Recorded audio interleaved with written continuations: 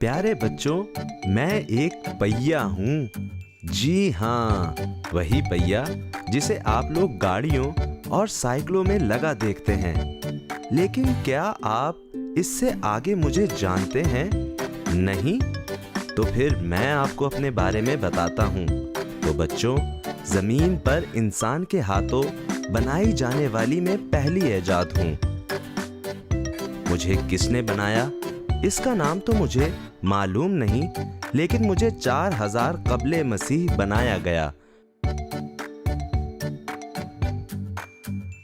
शुरू में मैं ऐसा नहीं था जैसा अब दिखता हूँ, और अब हर मशीन का एक लाजमी पुर्जा समझा जाता हूँ। मसलन कभी आप घड़ियों में लगी मशीन देखें या वेट उठाने और कुओं से पानी खींचने वाली पुलिस में, मैं आपको हर मशीन में नजर आऊंगा।